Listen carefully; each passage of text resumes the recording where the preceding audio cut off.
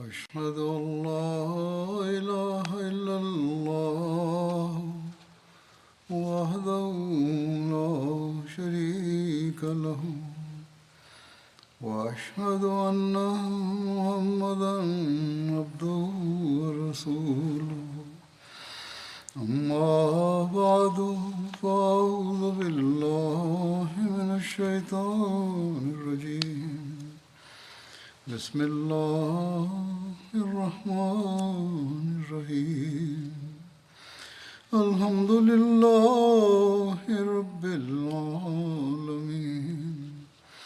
الرحمن الرحيم مالك يوم الدين إياك نعبد وإياك نستعين اهدنا الصراط المستقيم صراط الذين أنعمت عليهم غير المغضوب عليهم ولا الضالين لن تنالوا البر حتى تنفقوا مما تحبون وما تنفقوا من شيء فإن الله به عليم. Beschaffenheit gelangen, solange ihr nicht spendet von dem, was ihr liebt. Und was immer ihr spendet, wahrlich, Allah weiß es wohl.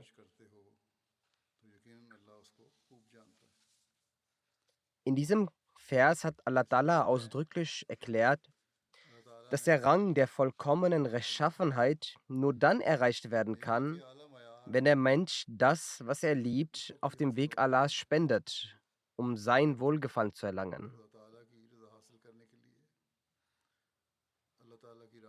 Der verheißene Messias a.s. hat dies an einer Stelle näher erläutert und sagt: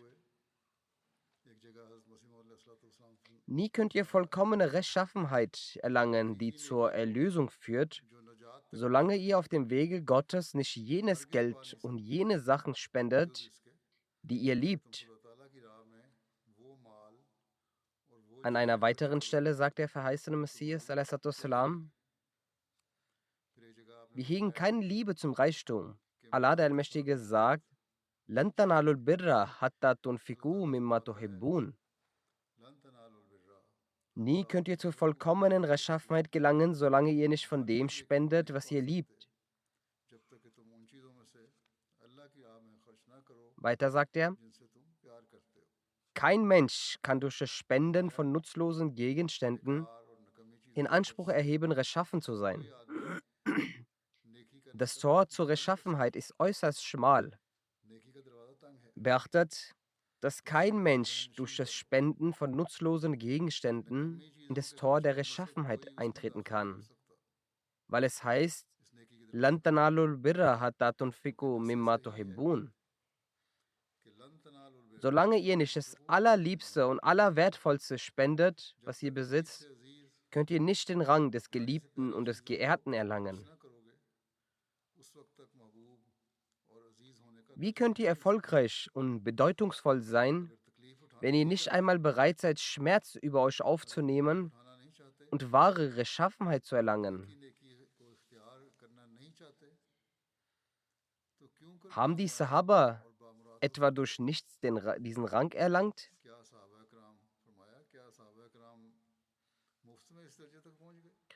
Um einen weltlichen Titel zu erlangen, sind immense Kosten und Leiden erforderlich. Jedoch gewährt dieser Titel dem Menschen keinen Herzenstrost. Und erst dann erlangt der Mensch einen normalen und nicht bedeutungsvollen Titel. Es ist nicht zwangsläufig, dass ein solcher Titel Herzenstrost bietet. Dennoch strebt der Mensch danach.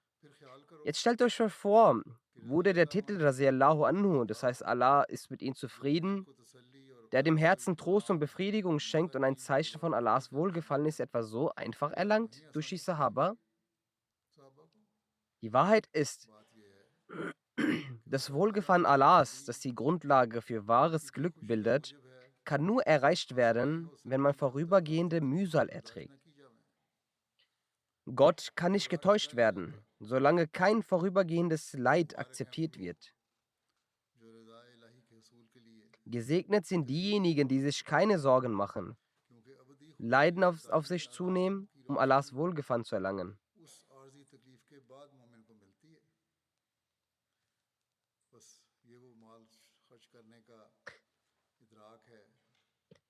Denn nach diesem vorübergehenden Leid wird der Gläubige mit dem Licht der ewigen Freude und Ruhe belohnt.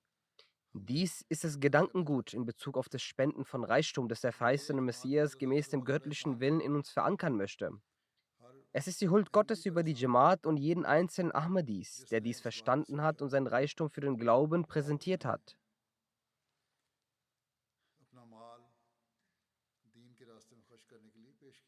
Trotz ihrer eigenen Bedürfnisse spendet ein Großteil der Jamaat-Mitglieder großzügig ihre Gelder für religiöse Zwecke. Es gibt tausende Beispiele, in denen Menschen ihre eigenen Bedürfnisse beiseite legen und für den religiösen Zweck ihre Opfer erbringen. Wir sehen heutzutage, dass die wirtschaftliche Lage weltweit immer schwieriger wird, insbesondere in den Industrienationen.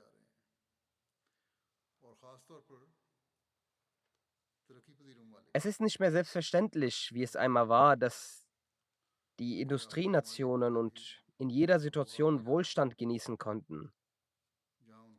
Die Kriegssituation, die auf der Welt herrscht, und aufgrund des Ukraine-Russland-Konfliktes auch in Europa, hat die wirtschaftliche Lage Europas erheblich verschlechtert. Wobei vor allem die Industrienationen wirtschaftlich besonders hart davon betroffen sind. Darüber hinaus haben die Korruptionen von Politikern in diesen Ländern schwierige Situationen verursacht. Dennoch haben die Ahmadi-Muslime ihre finanziellen Opfer weiterhin erhöht.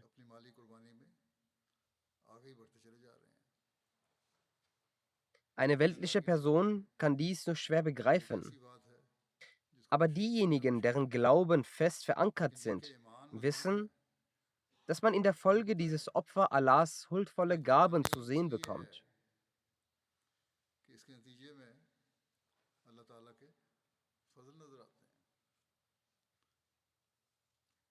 Wie die Mitglieder der Jamaat wissen, wird in der ersten Freitagsansprache des Monats Novembers das neue Jahr der Tehreek-e-Jadid-Initiative verkündet.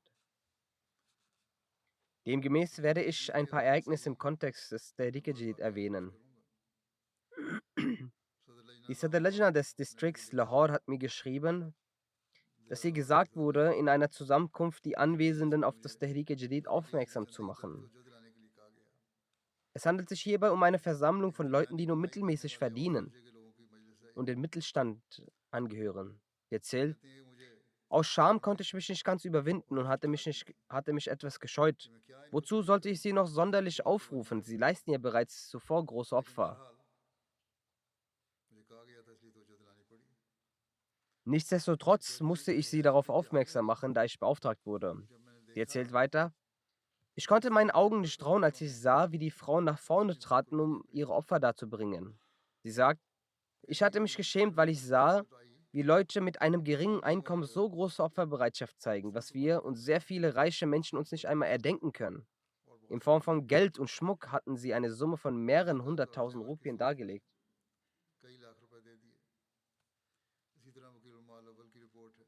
Genauso liegt ein Bericht des Wakilul Mal Awal vor, mit einer langen, mehrere Seiten enthaltenen Liste von jenen Frauen, die ihren Schmuck dargebracht haben. Als Muslim die Initiative des Tehreek-e-Jadid verkündet hatte, stellte er auch einige Forderungen auf. Eine dieser Forderungen im direkten Zusammenhang mit dem Opfern der Frauen besagte, dass sie keine Schmuckstücke anfertigen lassen sollen, beziehungsweise weniger anfertigen lassen sollen, stattdessen Opfer erbringen sollen. Rasul sagt, ich finde, dass es viel schwieriger ist, vorhandenen Schmuck, den man besitzt, zu opfern, anstatt erst gar keinen anfertigen zu lassen. Vorhandene Sachen aus dem eigenen Besitz, die man sozusagen vor sich liegen hat, sind viel schwieriger abzugeben.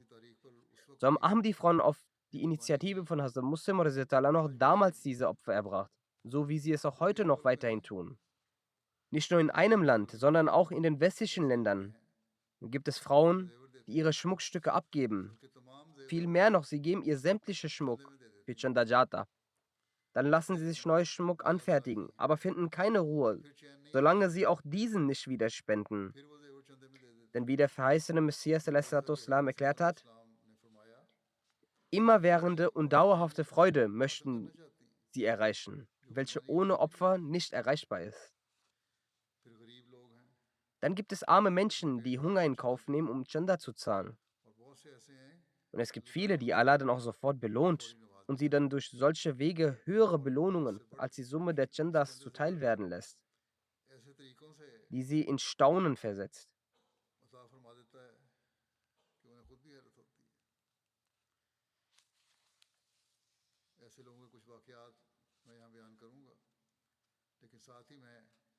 Ich werde nun einige Ereignisse von solchen Leuten wiedergeben, aber gleichzeitig sage ich auch zu den wohlhabenden Leuten, dass sie sich ein Beispiel daran nehmen und das Niveau ihrer finanziellen Opfer erhöhen sollen. Also Muslim hat in seiner Freitagsansprache gesagt, unter den ärmeren Leuten gibt es auch solche, die bis zu 45% ihres monatlichen Einkommens spenden, sofern sie ihre täglichen Lebensmittelkosten als Basis genommen wird und daraus dann die Gendersumme entnommen wird.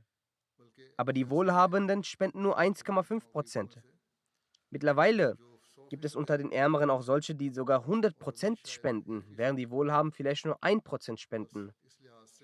Die 100% der Armen sind zwar viel weniger als der 1% der Reichen, doch das Niveau des erbrachten Opfers ist viel größer und höher. So sollten demgemäß die Wohlhabenden sich selbst überprüfen.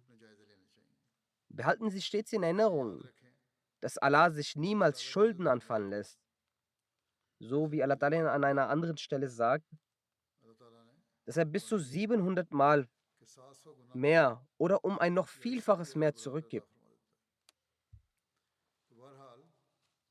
Nun werde ich, wie zuvor gesagt, ein paar Beispiele für solche Opfer schildern, dann, während man darin die Bereitschaft und den Elan dieser Menschen für Opfer erkennt, sieht man noch, wie Allah Ta'ala im Gegenzug dann diese auch sofort mit seiner Huld belohnt. Guinea-Bissau ist ein Land in Afrika. Dort wohnt ein Mahmoud Sahib. Er ist ein Motorradmechaniker. Der Missionar hatte ihn dazu angeregt, Chanda für das Tehrik-e-Jadid zu zahlen.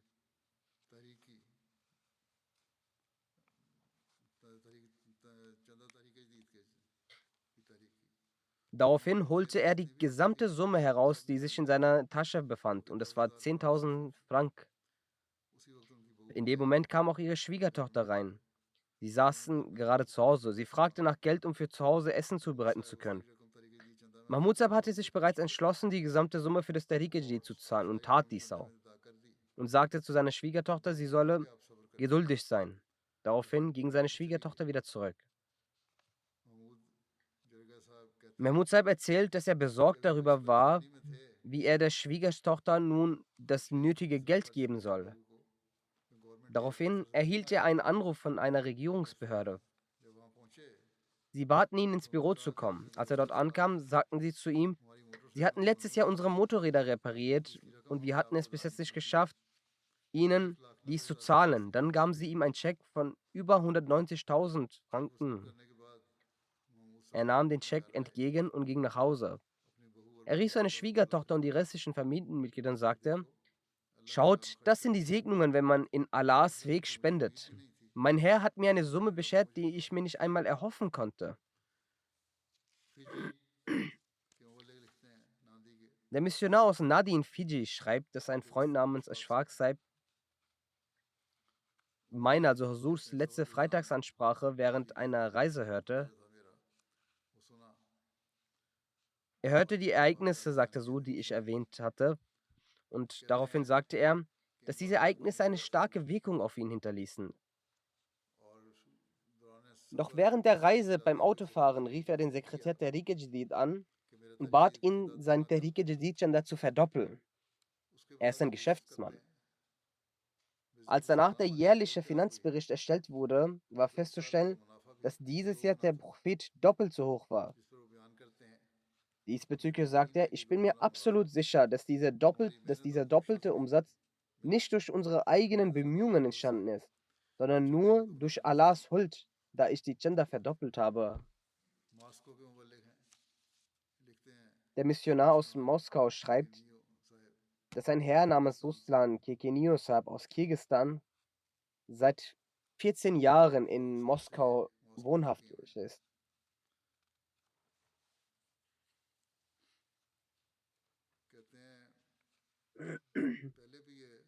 Der Herr schenkte auch schon zuvor dem finanziellen Opfer große Aufmerksamkeit.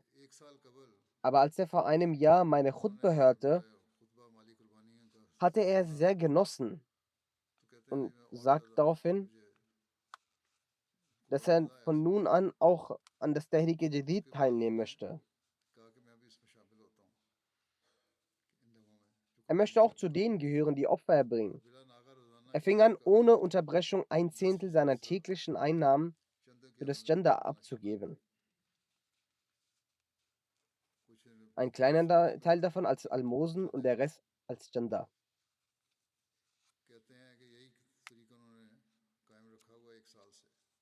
Seit einem Jahr hält er diese Praxis aufrecht. Als der Missionar an einen anderen Ort versetzt wurde, war die erste Frage dieses Ahmedis, er ist russischstämmig und kommt aus Kirgisistan, ob er seine Genderspenden weiterhin genauso fortsetzen kann, wie er es bis jetzt getan hat. Das ist die Revolution, die der verheißene Messias SAW in den Leuten hervorgerufen hat. Sie sorgen sich darum, dass sie Gender zahlen können. Der Amir Sahib aus Tansania berichtet, dass es dort eine Gemeinde gibt, in dem ein Mann namens Muhammad Sani Sahib lebt.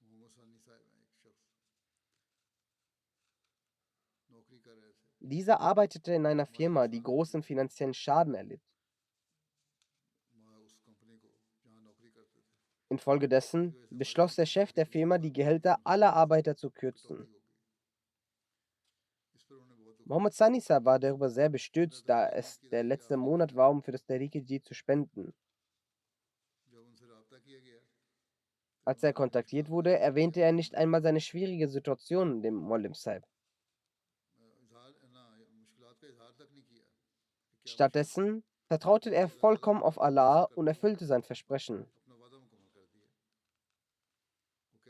Am nächsten Morgen erhielt er einen Anruf von seinem Chef, der ihm mitteilte, dass sein Gehalt nicht gekürzt werde, obwohl die Gehälter der anderen Arbeiter reduziert wurden. Mohammed Sani Sahib ist überzeugt, dass dies aufgrund seiner Spende an das Tehrik-e Jadid geschehen ist.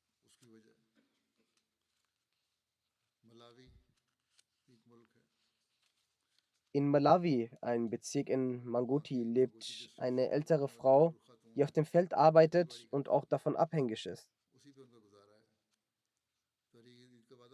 Sie hat ein Versprechen für das Tehrik-e Jadid abgegeben, welches sie nicht erfüllen konnte. Als am Ende des Jahres sie darauf aufmerksam gemacht wurde, dass wenn jemand sein Versprechen noch nicht erfüllt hat, soll er dies nun tun. Sie sagt, ich habe sehr versucht, es zu tun, aber auch sehr viel dafür gebetet, damit sie mit ihrem Einkommen ihr Versprechen erfüllen können. Trotz großer Bemühungen fand sie keine Arbeit. Eines Tages nach dem Asr-Gebet in der Moschee erfuhr sie, dass ihr Enkel ihr 45.000 Kwacha, also die dort lokale Währung, als Geschenk geschickt hatte. Sie war überglücklich und begab sich sofort zum Mollim Sahib, um ihr Versprechen zu erfüllen.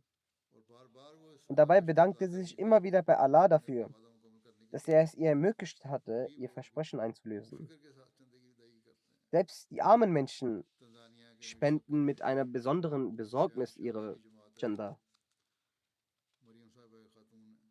Amir Sahib aus Tansania berichtet von einer Jamaat namens Shanga, in der eine Frau namens Mariam lebt.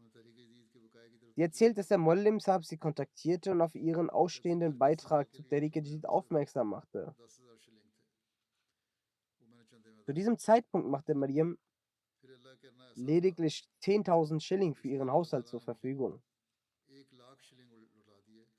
die sie sofort in das Chanda zahlte. Dann folgte Gottes Wirken, dass sie am selben Tag 100.000 Schilling auch durch eine andere Quelle zurückerhielt. In Guinea-Bissau gibt es einen No-Mobile namens Usman Sahib. Er hatte in seinem Leben mit erheblichen finanziellen Schwierigkeiten zu kämpfen. Jedes Geschäft, das er begann, war nicht erfolgreich.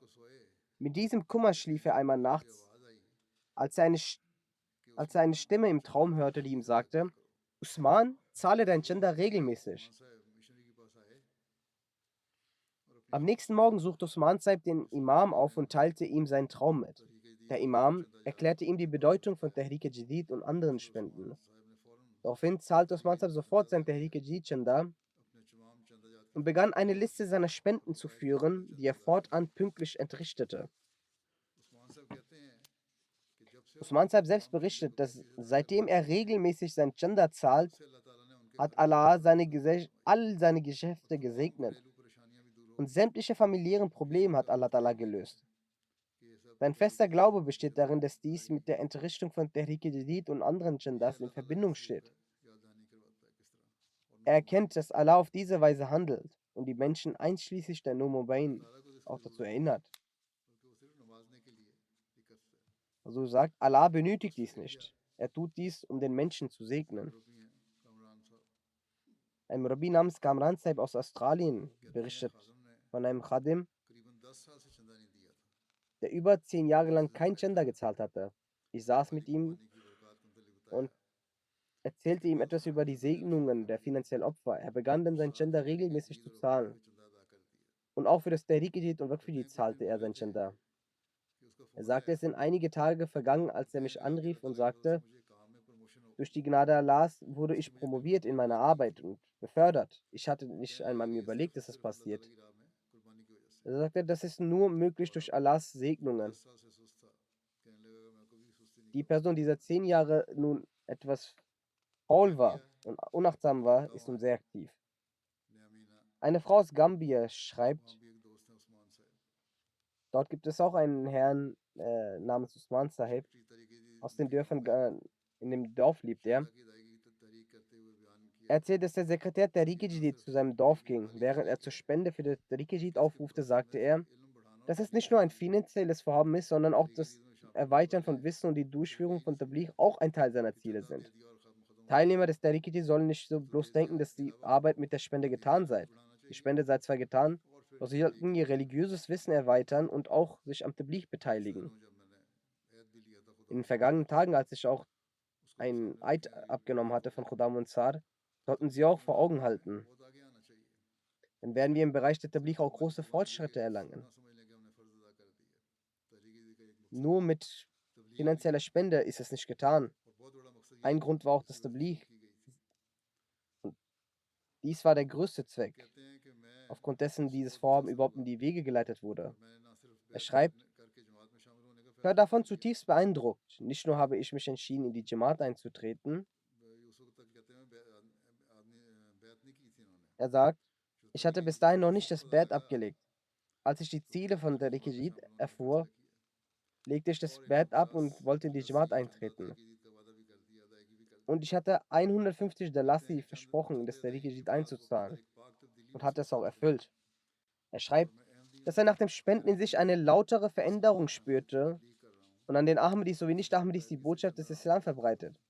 Darüber hinaus zahle ich regelmäßig auch das Chanda Am. Eine Frau namens Gambia schreibt, seitdem ich das Chanda gezahlt habe, spüre ich in mir und meinen Kindern eine Revolution und sehe, dass Allah all unsere Bedürfnisse erfüllt. Finanzielle Opfer im Wege Allahs machen einen zum Erben von den Segnungen und der Huld Allahs.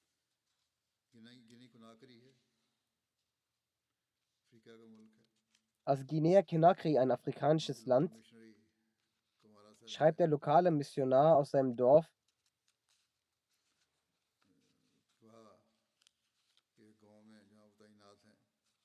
Er sagt,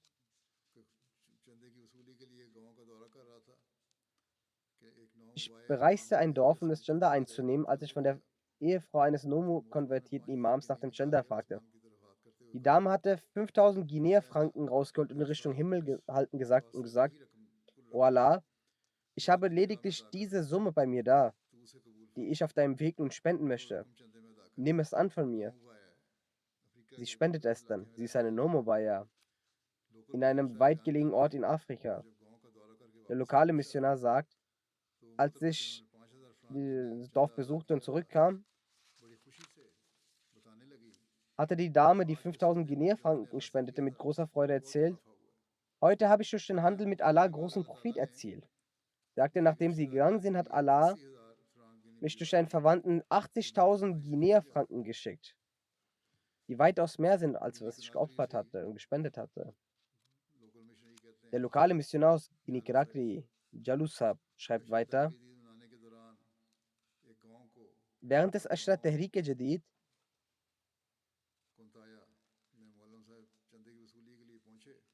ging Maulum Sahib in einem Dorf namens Kontaya. Einen Naumobayan, Sheikh Usab, hatte 30.000 Guinea-Franken für das Tehrik-e-Jadid versprochen. Als er dazu ermutigt wurde zu spenden, sagte er, ich habe nur 30.000 für meinen Haushalt heute, aber ich werde es auf Allahs Wege spenden und er wird es akzeptieren. Am nächsten Tag hat er sehr emotional angerufen und gesagt, Gott hat mein Opfer angenommen. Ich habe erst vor wenigen Stunden das Chanda gezahlt, als das mein Sohn mir 300.000 Guinea-Franken für den Haushalt geschickt hat. Er sagt, nach dieser Begebenheit hat Allah Ta'ala meinem Glauben große Stärke gegeben. Das Chanda, das die Jamaat zahlt, wird für Allahs geopfert, auf Allahs Weg. Und ich werde weiterhin Opfer erbringen. Er war auch davon überzeugt, dass die Segnung Allahs nur deshalb ist, weil es auch, weil diese Summe auch rechtmäßig genutzt wird und diese Summe nicht heruntergeht.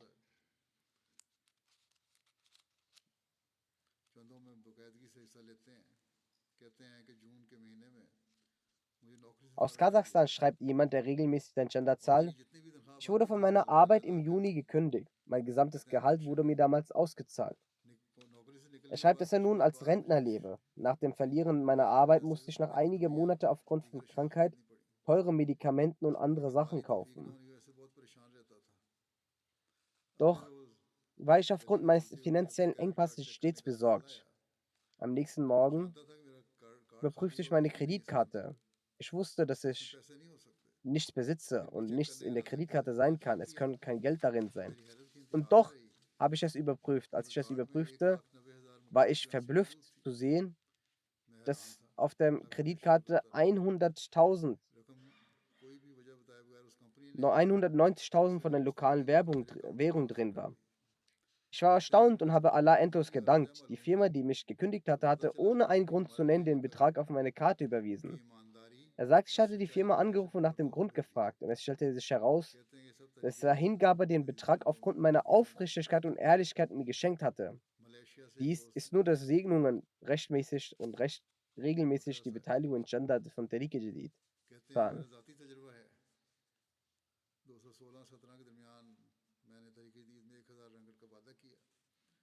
Bakr Saib aus Malaysia schreibt, aus persönlicher Erfahrung erzähle ich, zwischen 2016 und 2017 hatte ich versprochen, 1000 Ringgit in das Tariq Jadid einzuzahlen.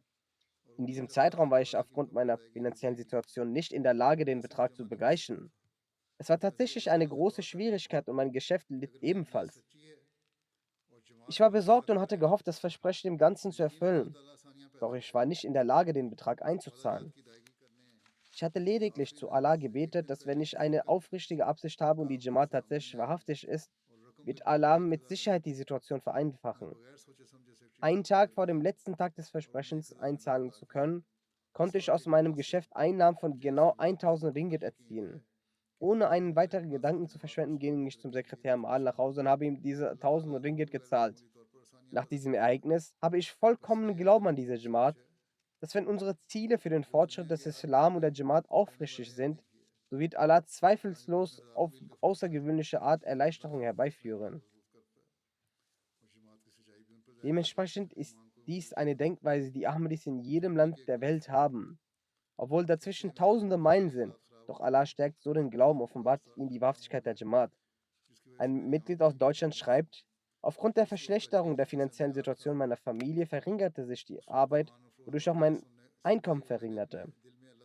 An dem Tag, an dem das Seminar zum Tariqijid stattfand, hörte ich einige glaubensstärkende Ereignisse und versprach Gott im Herzen weitere 500 Euro zu spenden. Er sagt, dass er in diesem Zusammenhang auch Hasur einen Brief um Dua schrieb und auch selbst dafür betete. Allah erwies ihm seine Huld und er entrichtete für das Tariqijid weitere 600 Euro, zusätzlich zu seinem eigentlichen Versprechen. Nach einigen Tagen bekam er einen Anruf von einer externen Firma, die ihm das Angebot unterbreitete, wenn er bei ihnen arbeiten würde und die alte Firma verlassen würde, dann würde 1000 Euro mehr Gehalt bekommen als bei seiner alten Firma. Nach rechtlicher Überlegung entschloss ich mich, bei der neuen Firma anzufangen. Der Chef der Firma sagte zu ihm, dass da er seine alte Firma verlassen hätte, würde er 3 Monate lang monatlich einen Bonus von 2000 Euro bekommen, die ihm in Raten ausgezahlt werden würden. Zur Arbeitszeit, sagte der Chef, ist das freitags, samstags und sonntags frei hätte. So habe ich durch Allahs Segen als Ergebnis der zusätzlichen Opfergabe im Tariqidin nicht nur eine Gehaltserhöhung erhalten, sondern auch eine kontinuierliche Lösung für das Verrichten der Jumma-Gebet. Ein Missionär der Elfenbeinküste schreibt, im Zusammenhang mit dem Einholen der Spenden des Tariqidin wurde in einem Dorf namens Poliso dazu aufgerufen, eine ältere Person, die sehr arm war und über deren finanzielle Situation wir annahmen, dass sie, wenn sie auch 300 oder 400 Franken geben würde, es eine sehr große Spende wäre. Der Mann stand auf, ging nach Hause und brachte nicht nur selbst eine Geldsumme zum Spenden, sondern auch seinen Sohn, damit auch dieser spendet. Er überreichte 2000 Franken, das angesichts seiner Umstände eine enorm hohe Summe war. Auch sein Sohn spendete 500 Franken. Das ist die Liebe zum Reichtum und die Motivation zur Opfergabe für den Glauben Allahs. Senegal ist auch ein Land in Afrika. Mollem Sab sagt, Herr Muhammad Anjaya ist ein armer, aber aufrichtiger Ahmadi. Seine Frau war krank. Die Medikamente, die die Ärzte verschrieben hatte, kosteten 15.000 Franken, die er nicht besaß. Er ging zu einem Freund, um einen Kredit aufzunehmen. Er nahm den Kredit und es wurde Zeit für das Gebet. Er ging zum Verrichten des Gebetes in das Missionshaus. Er erzählte dem Herrn Mollim über den Zustand seiner Ehefrau. Und er hatte ihm noch keine Details genannt, nur kurz erwähnt, als der Mollim begann zu sprechen. Er begann über die Ashtat der Jadid und rief ihn auf, in der Sache Allahs zu spenden. Später schilderte er dem Mollim Sahib seine Notlage und sagte, dass er ihm etwas, also 2 bis 4 Tage noch Zeit geben würde, er würde darin das Geld entrichten. Gerade befände er sich in einer zwingenden Lage. Er hätte einen Kredit aufgenommen, um die Medikamente seiner Ehefrau zu bezahlen.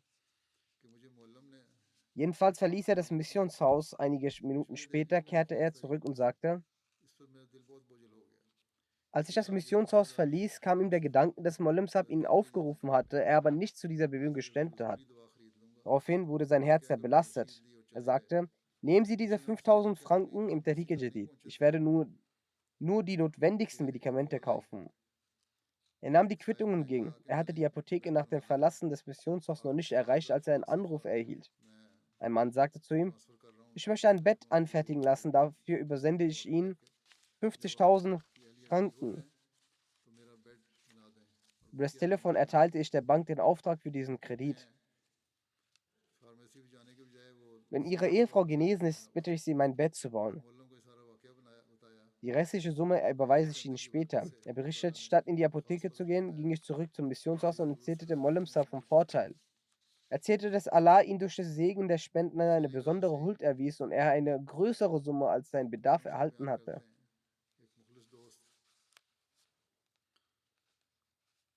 Ein Mollim Sahib aus Senegal berichtet,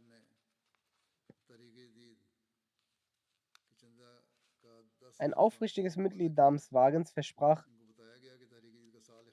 100.000 Franken Franzisi für das Tariq-e-Jadid zu spenden. Ihm wurde mitgeteilt, dass das finanzielle Opfer für das Tariq-e-Jadid bereits zum Ende neigt und er noch einen Restbetrag für das Gender offen hätte. Er sagte, dass er gerade kein Geld besäße, aber es keinen Grund zur Sorge gibt. Er würde vor dem Ende der Frist noch die Summe begleichen, wenn er auch dafür seine Kleidung zu verkaufen hatte, würde er es tun. Dies war seine Motivation. Olim Saab berichtet, nach einigen Tagen kam dieser Herr selbst zu mir nach Hause und sagte, dass er die Spende entrichten möchte. Er erzählte, dass er sehr besorgt war. Doch heute hätte ihm seine Tochter auf unglaubliche Weise Geld geschickt, die er sofort zum Entrichten der Spende vorbeibringt. Das sind diese aufrichtigen Personen der Jamaat, die sich von nichts zurückschrecken lassen.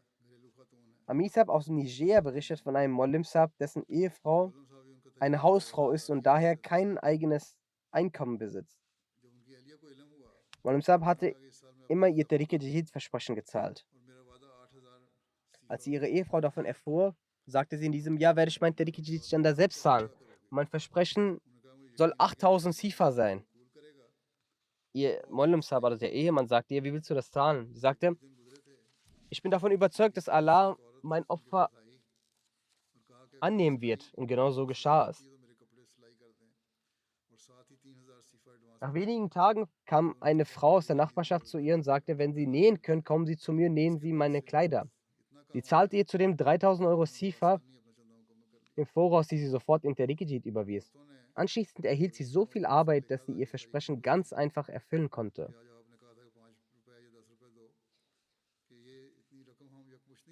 Als die Initiative des Tariq-e-Jadid begann, hatten Frauen an Hazrat Mustafa radhiyallahu geschrieben. Er hatte ihnen gesagt, gebt 5 oder 10 Rupien. Sie sagten, wir können eine solche Summe nicht auf einmal zahlen. Wir können nur 1 oder 2 Rupien geben. Erlauben Sie uns, dies monatlich zu zahlen. Der Eifer, den sie damals zeigten, besteht auch heute noch fort und lebt in den Menschen, die auch Tausende von Meilen entfernt leben. Sie mögen zwar direkt die Stimme des Khalifen der Zeit hören, verstehen jedoch nicht seine Sprache und kennen sie nicht. Aber sie sind in Aufrichtigkeit weit voraus.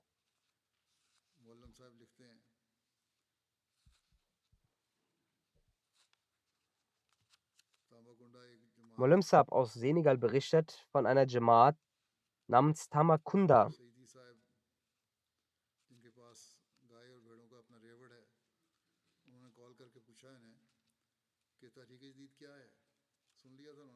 Dort lebt ein Mitglied namens Saidi Saab, der eine Herde von Schafen und Rindern besitzt. Er wurde durch ihn kontaktiert und gefragt, was genau der Tariq-e-Jadid ist, da er zuvor nur durch die Leute davon gehört hat, dass MDs ihn darin spenden. Molim Saab erklärte ihm sehr ausführlich die Bedeutung von Tariq-e-Jadid und informierte, dass zur Zeit des Ashad Tariq-e-Jadid läuft. Saidi Saab berichtet, dass sein Vater sehr wohlhabend war, jedoch in Bezug auf Zakat und Spenden auf dem Allahs eher nachlässig war. Dennoch hat er gelegentlich die Maulvis bewirtet. Nach dem Tod seines Vaters erbte er viele Tiere, zeigte jedoch selbst wenig Interesse an das Spenden auf Allahs Weg. Als der Mollem Sahib ihn auf die Bedeutung von Zakat und anderen Jandajats hinwies, spendete er eine Kuh und 2 Ziegen als Jandar, wobei er eine vor allem speziell für das Tariq-e-Jadid widmete. 7 Tage später sah er in einem Traum, dass sich unter seinen Tieren eine spezielle Krankheit ausbreitete, wodurch Wasser aus ihren Körpern floss und die Tiere verendeten. Da er auch selbst besondere Herden besaß, wurde ihm im Traum bewusst, dass auch seine Tiere von dieser Krankheit betroffen sein können. Doch im Traum betete er, o mein Herr, beschütze meine Tiere auf besondere Weise. Und so hörte er in seinem Traum eine laute Stimme, die sagte, wegen des Tariq-e-Jadid werden deine Tiere besonders geschützt sein. Dann erblickte er ein Blatt, auf dem stand Bismillahirrahmanirrahim und sein Name wurde ebenfalls darin erwähnt. Er öffnet seine Augen und ruft Mollem Sahib an. Mollem Sahib sagte, die Quittung, die er erhalten hat, darauf steht ganz oben Bismillahirrahmanirrahim, also im Namen Allahs des Gnädigen, des Barmherzigen. Und unten steht auch sein Name. Außerdem konnte er nichts lesen. Und dahinter steht das Janda Tariq-e-Jadid. Saidi Saab erzählt, dass diese Erfahrung, die Quittung und der Traum seinen Glauben gestärkt haben. Allah leitet den Menschen auf besondere Weise.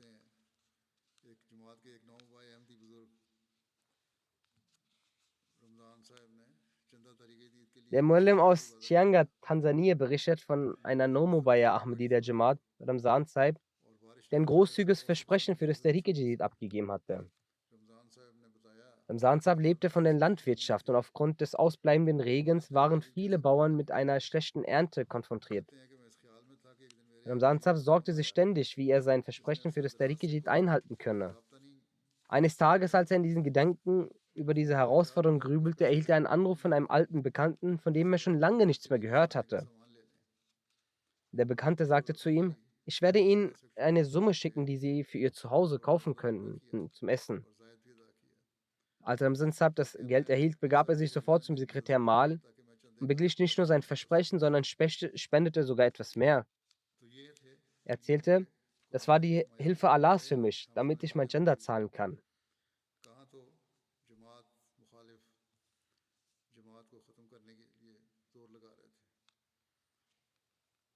So sieht das Maß der Opferbereitschaft dieser Menschen aus, auch derer, die neu hinzukommen. Wo sind die Feinde, die einst versuchten, die Gemeinde zu vernichten?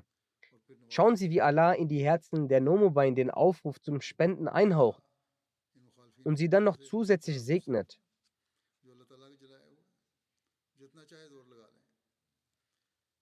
Kann das Pusten der Feinde jene Lampe wirklich auslöschen, die Allah entzündet hat?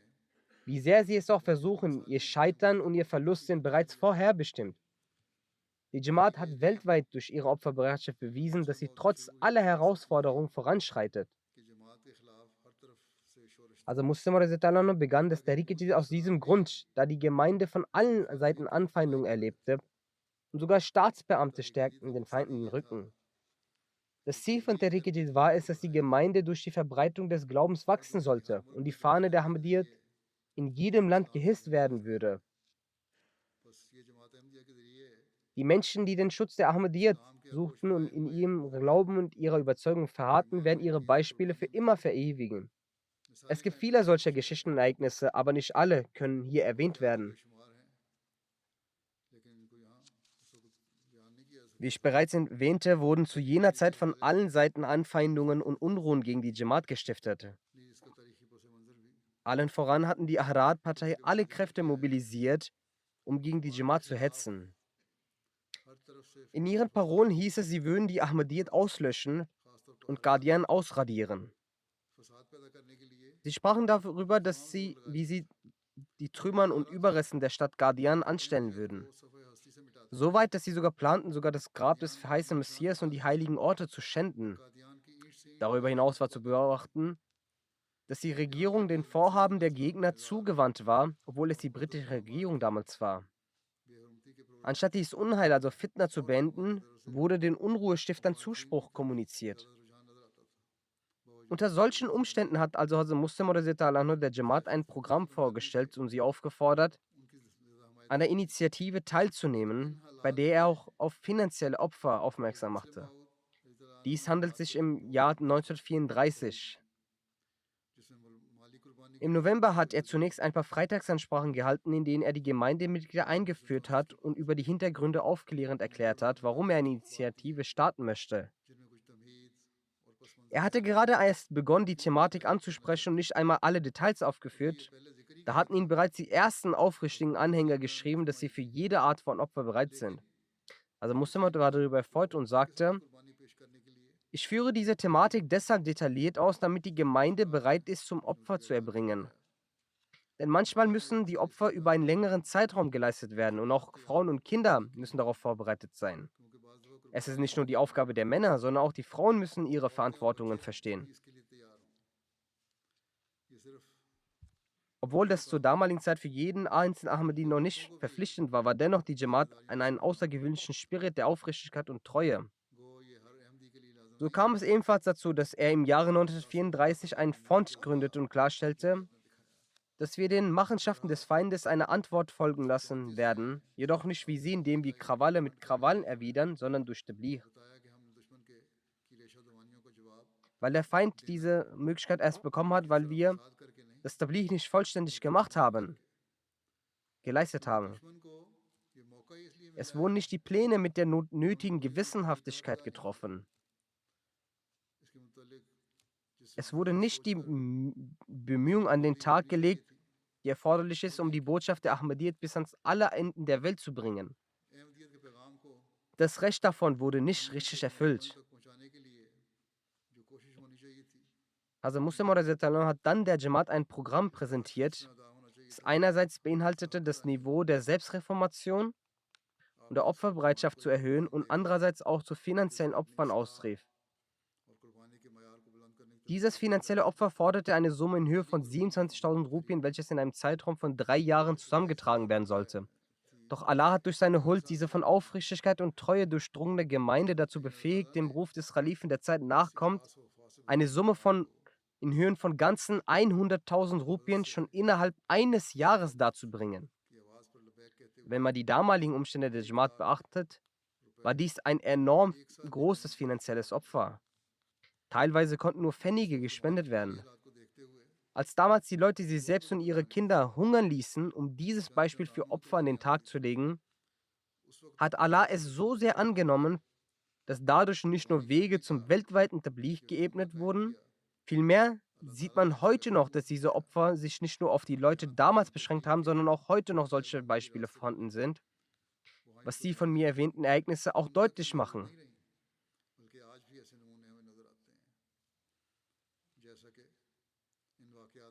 Jedenfalls haben die Leute damals sowohl finanzielle Opfer geleistet, als auch ihr Leben dem religiösen Dienst gewidmet. Sie gingen in weit entfernte Länder zum Tabligh. Manche mussten die Widrigkeiten der Gefängnishaft sogar ertragen. Am Anfang hat also Muslim diese Initiative auf eine Dauer von drei auf 10 Jahren verlängert. Nach Ende der 10 Jahre wurde aufgrund der positiven Ergebnisse des Projektes und dem Wunsch derer, die weiter Opfer leisten wollten, die Initiative des Tariq-e-Jadid erneut verlängert und schließlich zu einer permanenten Initiative erklärt. Die Zeichen der Unterstützung und Hilfe Allahs, die wir heute sehen können, sind eben die Resultate der Opfer der Leute aus der Anfangszeit der Tariq-e-Jadid-Initiative, die Allah angenommen hat. Noch heute noch werden die neu hinzukommenden teilweise durch Träume auf das finanzielle Opfer dieser Initiative aufmerksam gemacht, wie ich es auch in den Ereignissen erwähnt habe. Die Nachkommen jener, die in den Anfangszeiten Opfer leisteten, sollten auch heute noch die Opfer ihrer Vorfahren in Erinnerung behalten, diese fortführen und aufgrund der huldreichen Segnungen, die sich daraus für sie ergeben haben, auch selbst so viele Opfer wie möglich darbringen.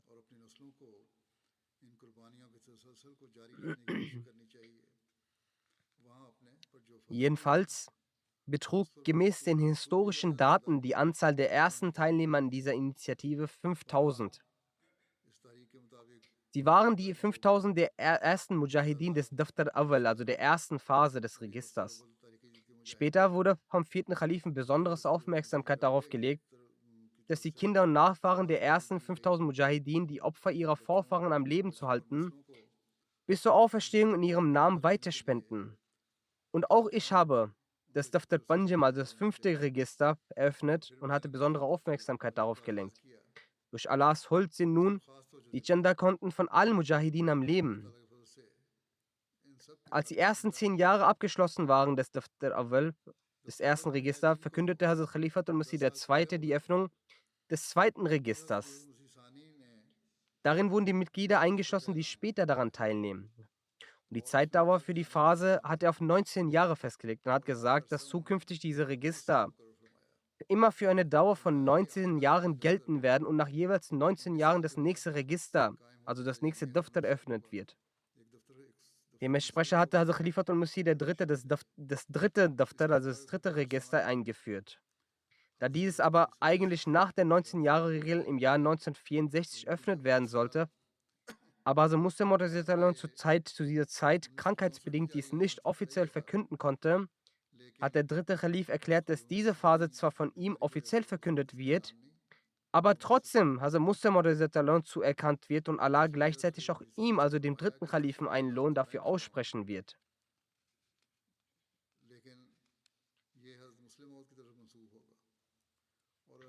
Dieses Register bzw. diese Phase wurde 1966 verkündet, aber er erklärte, dass es seit dem November 1965 gültig ist. Danach öffnete der vierte Khalif Remla im Jahre 1985 das Daftar Chaharam, also das vierte Register. Dieses bestand auch für 19 Jahre.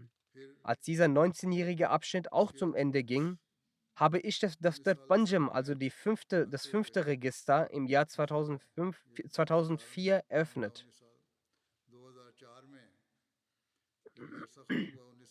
Und heute, da wieder 19 Jahre zu Ende gegangen sind, verkünde ich am heutigen Tag offiziell die Öffnung des Daftar Shasham, also des sechsten Registers.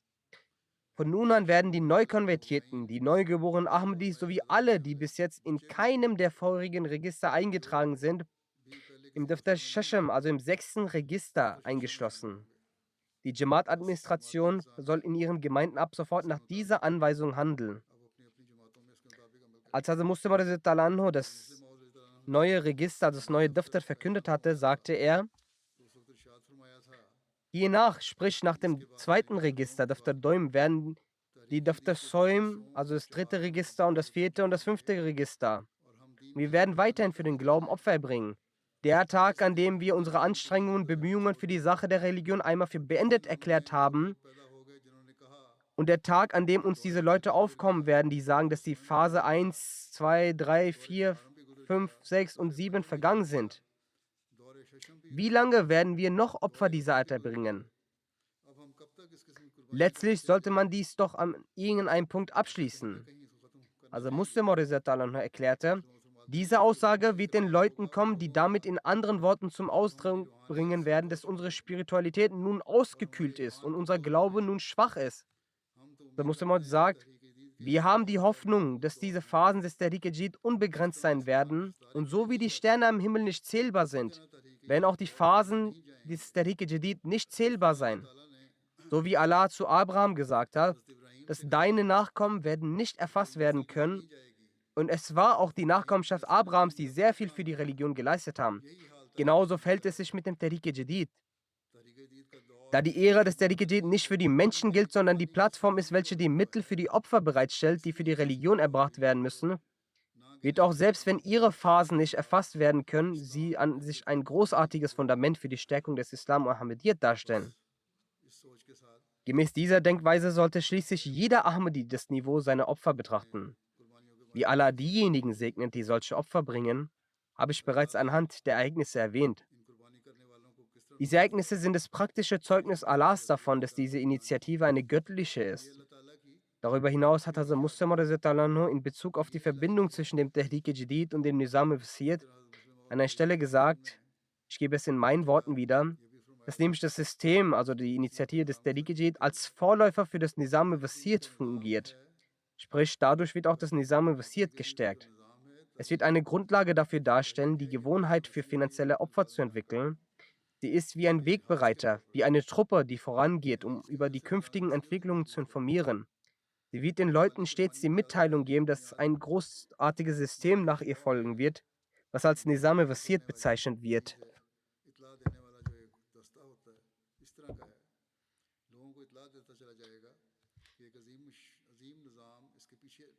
Wie ich bereits im Jahr 2005 einmal, als ich zum Nizam-e-Wasiyyat aufrichtig gesagt hatte, dass das Wasiyyat-System auch eine tiefe Verbindung zum Nizam des Khilafat hat, so werden auch jetzt mit dem Nizam-e-Wasiyyat die Niveaus der Opfer steigen. Und um davor die Gewohnheit für Opfer zu entwickeln, ist das System der Tehrik-e-Jadid da.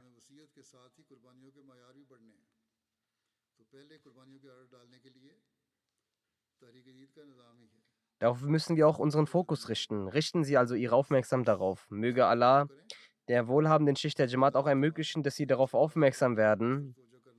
Durch Allahs Gnaden gibt es viele Vermögenden, die dies auch umsetzen. Also es gibt noch einen großen Mangel, wenn es darum geht, die Mitglieder in der Form einzubeziehen, dass sie entsprechend ihren Möglichkeiten spenden. Wie ich bereits sagte, sind die Armen in ihrer Opferbereitschaft sehr weit fortgeschritten. Die Reicheren sollten sich auch darauf fokussieren. Ich werde nun Zahlen und Fakten des letzten Jahres vorlegen. Was die Früchte des Tehrik-e-Jadid angeht, können wir sehen, dass wir zu Beginn es nicht einmal aus Guardian rausgeschafft hatten, beziehungsweise nur in Teilen Indiens verbreitet waren. Aber nun beträgt die Gesamtzahl der Moscheen in 220 verschiedenen Ländern über 9300. Die Anzahl der Missionshäuser beträgt mehr als 3400. Darüber hinaus gibt es Dutzende Moscheen und Missionshäuser, die momentan gebaut werden. Die Anzahl der Muballighin, also Missionare und Molamin auf der Welt, beträgt fast 5000. Auch diese Anzahl ist am Steigen. Durch die Gnade Allahs wird die Übersetzung des Heiligen Koran in so vielen Sprachen durchgeführt. In bereits 70 Sprachen wurde es schon getan. Literatur der Ahmadiyya Muslim Jamaat wird veröffentlicht. In verschiedenen Sprachen wird diese Literatur auch übersetzt. Und es wurde eine Menge Arbeit geleistet, die unter Tehrik-e-Jadid durchgeführt wird oder aufgrund der Arbeit von Tehrik-e-Jadid begonnen wurde. Es wurden auch andere finanzielle Projekte, also Chandajat, aber Tehrik-e-Jadid spielt dabei eine sehr immense Rolle. Durch Allahs Gnade werde ich nun das neue Jahr verkünden. Das 89. Jahr der Tehrik-e-Jadid endete am 31. Oktober. Und nun treten wir in das 90. Jahr des Tehrik-e-Jadid ein. Durch die Gnade Allahs konnten die Mitglieder der Ahmadiyya Muslim Jamaat weltweit etwa 17,2 Millionen Pfund für das Tehrik-e-Jadid-Projekt opfern. Alhamdulillah. Im Vergleich zum letzten Jahr sind es 749.000 Pfund mehr, trotz der wirtschaftlich schlechten Umstände in der Welt. Die Jamaat Deutschland ist auch in diesem Jahr auf dem ersten Platz. Diese Auszeichnung haben sie aufrechterhalten.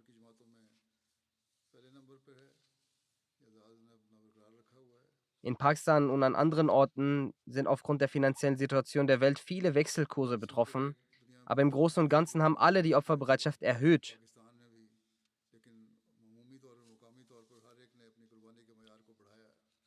Abgesehen von Pakistan hat Deutschland den ersten von 10 Plätzen mit klarem Vorsprung belegt. Sie sind weiter als alle anderen. Dann kommt Großbritannien. Dann kommt Kanada.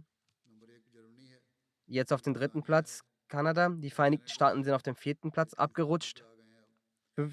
ist es ein Land aus dem Nahen Osten. Den 6. Platz belegte Indien. 7. Platz ist Australien. 8. Indonesien. 9. eine weitere Jamaat aus dem Nahen Osten. Und an 10. Stelle ist Ghana. Die Währung in Ghana hat auch einen Wert verloren, aber trotz dessen hat Ghana auch in diesem Land seinen 10. Platz aufrechterhalten. Die erwähnenswerten kleineren Gemeinden sind Irland, Holland, Malaysia, Neuseeland, Kasachstan, Georgien. Die nennenswerten Gemeinden aus Afrika sind Ghana, Mauritius, Nigeria, Burkina Faso, Tansania, Gambia, Uganda, Sierra Leone, Liberia, Benin. Die gesamte Anzahl der Teilnehmenden hat 1.637.000 überstiegen und die Länder, die den größten Anteil dazu beitragen haben, sind Guinea-Conakry, Jamaika, Kirgisistan, Sambia, Nepal, Ghana, Kenia, Tansania, Kongo-Kinshasa, Kongo-Brazzaville, Nigeria, Senegal, Elfenbeinküste und die Gemeinde im Nahen Osten ist daran beteiligt. Unter den ersten 10 Gemeinden in Deutschland sind Rödermark, Rottgau, Kiel, Osnabrück, Pinneberg, Neuss, Nidda, Köln, Mahdiabad und Flörsheim. Unter den Local Amarat ist Hamburg an erster Stelle, dann Frankfurt, Groß-Gerau, Wiesbaden, Dietzenbach, Riedstadt, Rüsselsheim, Mörfelden, Walldorf, Darmstadt und Mannheim. Die ersten 5 Regionen aus Großbritannien sind Battle Futur an erster Stelle, dann Islamabad, Midlands, Masjid Fazl und Betul Ehsan. Unter den großen Gemeinden Großbritanniens sind Farnham, Worcester Park, Sachin, Islamabad, Walsall, Ash, Gillingham, Aldershot South, Ewell und Bradford North. Zu den kleineren Gemeinden gehören Swan Valley, Swansea, Northampton, North Wales und Newbold. Unter den Local Amarat in Kanada ist Vaughan an erster Stelle, dann Calgary, Peace Village, Vancouver, Mississauga und Toronto. Zu den kleinen Gemeinden Kanadas zählen Hamilton Mountain, Ottawa East, Bradford East, Hamilton, Milton East, Montreal East, Winnipeg, Regina, Lordminster und Abbotsford. Bei den amerikanischen Gemeinden ist Maryland auf dem ersten Platz. Danach folgen North Virginia, Los Angeles, Seattle, Chicago, Silicon Valley, Detroit, Houston, Oshkosh, North Jersey, South Virginia, Central Jersey und Dallas.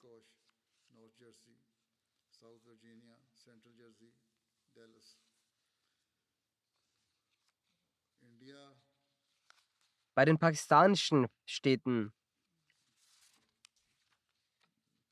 ist Lahore wie üblich an erster Stelle.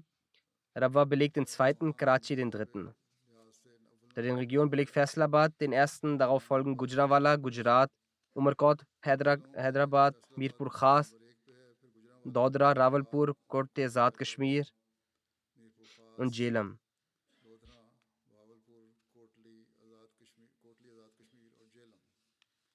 Entsprechend der Einnahmen belegt bei den Staatsgemeinden Pakistans die Region Township Lahore den ersten Platz. Danach folgen Alamkabad Lahore, Region Daruzikr Lahore, Region Azizabad Karachi, Region Mughulpur Lahore, Multan, Region Baitul Fazl Faisalabad, Gujranwala, Quetta und Peshawar. Bei den kleineren Gemeinden belegen die ersten Plätze Kokar Garbi, Chavinda, Karor, Sharifabad, Baishabad, Sindh, Khania, Hyderabad, Pindi, Bagod, Kundri, Nawabad Farm, Khairpur. Unter den ersten Plätzen der Regionen Indiens ist an erster Stelle Kerala, dann Tamil Nadu, Karnataka, Telangana, Jammu und Kashmir, Odisha, Punjab, Bengal, Delhi und Maharashtra. Die meisten Beiträge gingen von den folgenden 10 Gemeinden: Coimbatore, Tamil Nadu, dann Qadian, Hyderabad, Calicut, Manjeri, Melapalam, Bangalore, Kolkata, Karulai, Krelang. Die ersten 10 Plätze in Australien gehen an Melbourne, Langwarrin, dann Melbourne, Berwick, Marsden Park, Penrith, Perth, Adelaide West, Castle Hill, Brisbane, Logan East, Parramatta, Melbourne, Cyclid. Das sind die 10 Gemeinden. Möge Allah den Besitz und die Angehörigen aller Spender segnen und mögen sie noch mehr Opferbereitschaft zeigen als zuvor.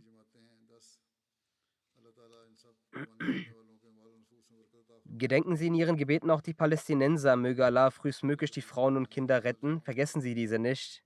Und möge Allah sie retten, die in das Kreuzfeuer dieses Gefechts geraten sind. Amin.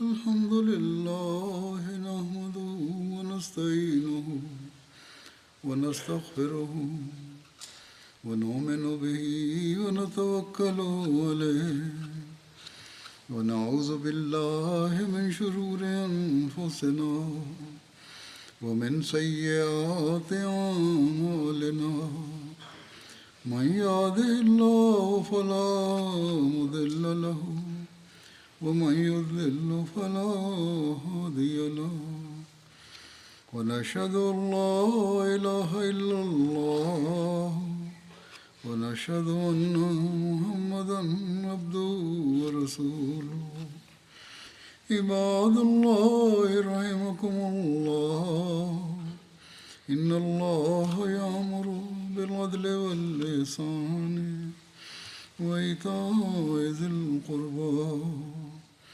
وينهى عن الفحشاء والمنكر والبغي يعظكم لعلكم تذكرون اذكروا الله يذكركم وادعوه يستجب لكم ولذكر الله أكبر